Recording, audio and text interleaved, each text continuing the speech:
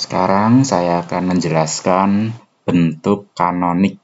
Nah, sebelumnya pada ekspresi boolean itu kan yang menspesifikasikan suatu fungsi dapat disajikan dalam dua bentuk berbeda. Bentuk yang pertama itu adalah sebagai penjumlahan dari hasil perkalian. Kemudian yang kedua adalah perkalian dari hasil penjumlahan. Nah, di sini contohnya ini. Tadi ini kan ini namanya penjumlahan dari hasil perkalian ya. Kemudian di sini ada perkalian dari hasil penjumlahan. Nah, dua fungsi ini adalah sama ya. Sehingga kalau kalian hitung nanti akan bisa menjadi seperti ini ya. Jadi penjumlahan dari hasil kali dan perkalian dari hasil jumlah. Nah, kemudian tadi itu yang pertama itu yang penjumlahan dari hasil kali ya. Itu disebut dengan minterm. Kemudian kalau perkalian dari hasil jumlah disebut maxterm ya. Jadi minterm itu ekspresi boolean yang mengandung literal yang lengkap dalam bentuk hasil kali. Literal itu maksudnya x, y, z itu harus ada walaupun ada komplemennya ya. Nih. Nah, ini hasil kalinya ini dijumlahkan. Jadi ini ada 3 buah minterm.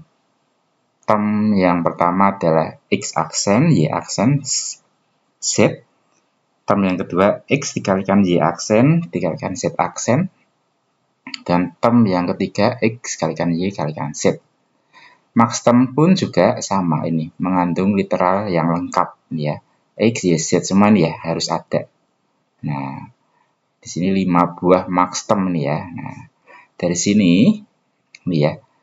Memisalkan sebuah peubah variabel fungsi boolean adalah x, y, dan z.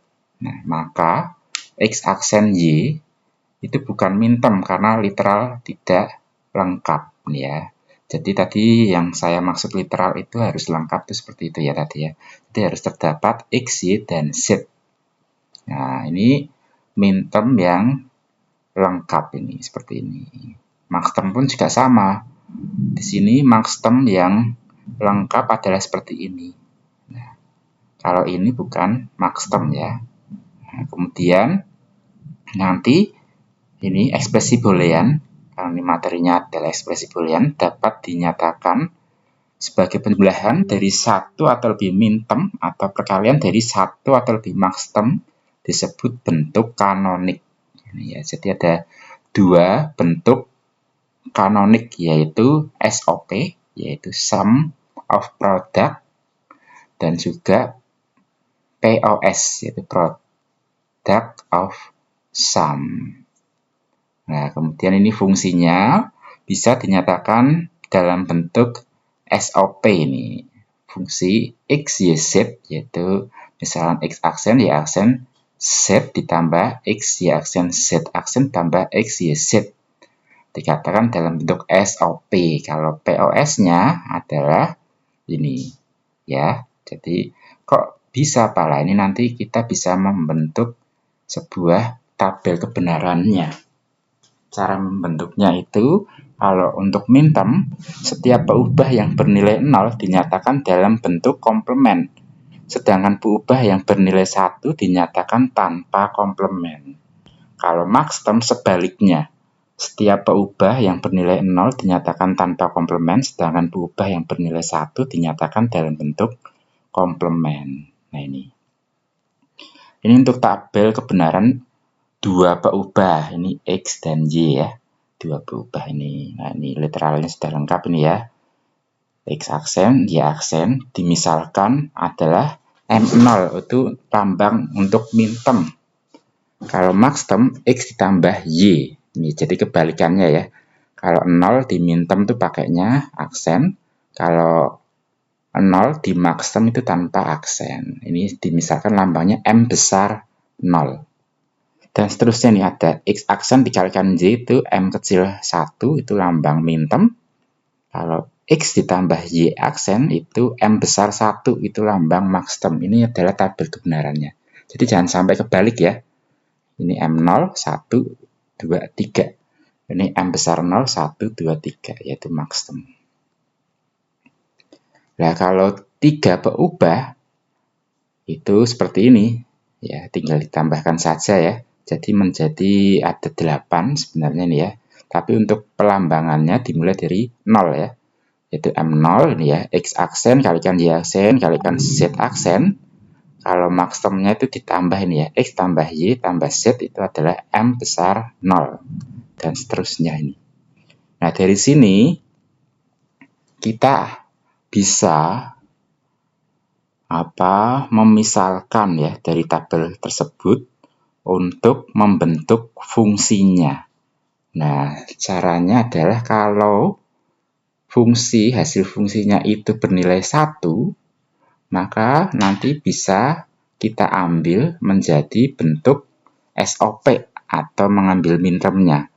Untuk fungsi yang bernilai 0, bisa kita ambil maxtermnya gitu ya, atau dijadikan POS. Nah, di sini adalah contohnya ini. Misalkan pertanyaannya nyatakan fungsi tersebut dalam bentuk kanonik SOP dan POS nih ya. Kita lihat ini. Ini yang nilainya 1 itu kita bisa bentuk menjadi SOP. 1 ini kan ini ya, 001 ya toh. Kemudian 100 ini ya. Kemudian 111. Nah, dari sini kita bisa melihat ini karena ingat-ingat kalau SOP itu kalau 0 adalah aksen ya atau komplemennya. Jadi X aksen, Y aksen, Z ini ya. Ditambah X, Y aksen, Z aksen. Ini ya. Ditambah tadi yang 1 X, Y, Z. Nah, dari sini SOP ini namanya fungsi SOP atau kita bisa melambangkannya pada minterm, yaitu karena ini kan tadi bentuknya adalah M1. Kita lihat di sini ya. Bentuknya adalah M1 ya. Kemudian tadi ada lagi M4 dan M7. Tadi lihat tabel penyimbolannya itu atau lambangnya minterm. Kemudian ini bisa diringkas lagi simbolnya menggunakan notasi sigma. Jadi tanpa M, jadi tinggal diganti sigma kurung buka angkanya, angka indeksnya saja.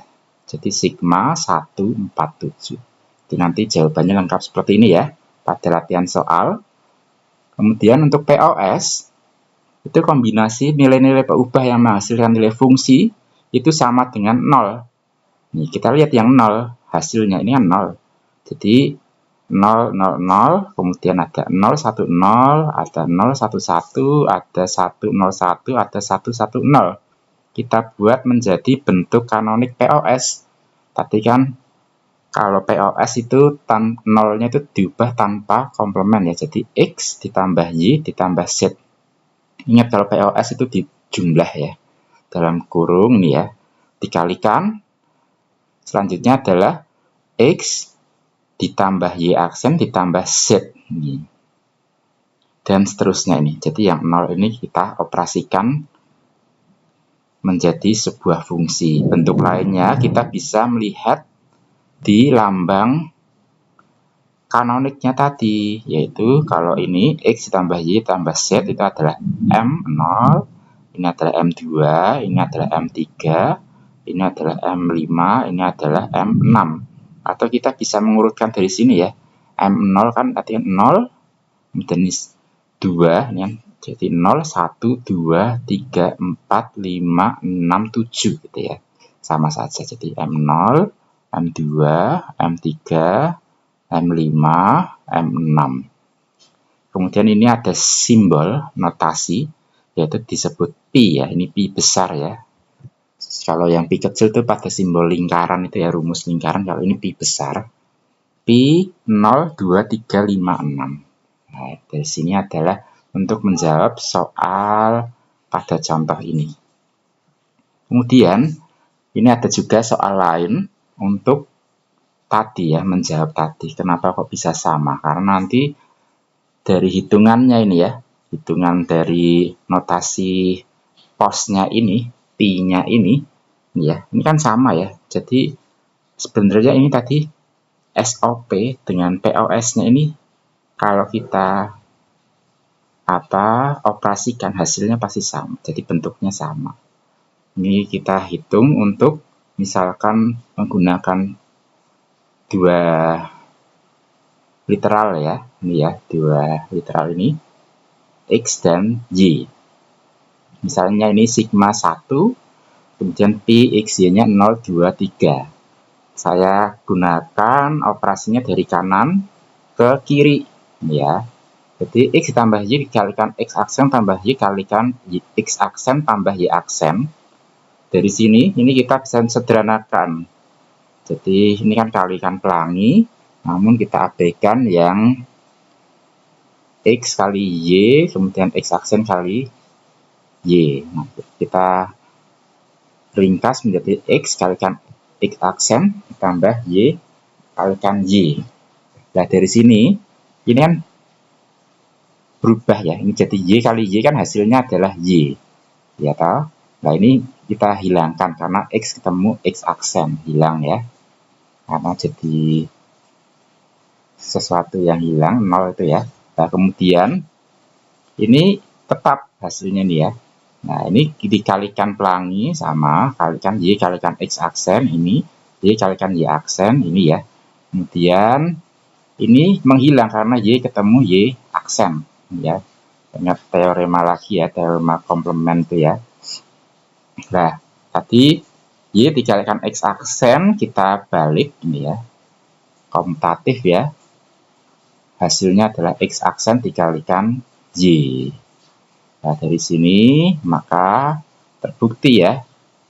Jadi komplement dari setnya ini ya. Jadi posnya ini komplementnya adalah SOP-nya. Sama. Jadi sama ini hasilnya. Silakan bisa kalian kerjakan soalnya. Jadi sampai sini materi pada hari ini. Terima kasih.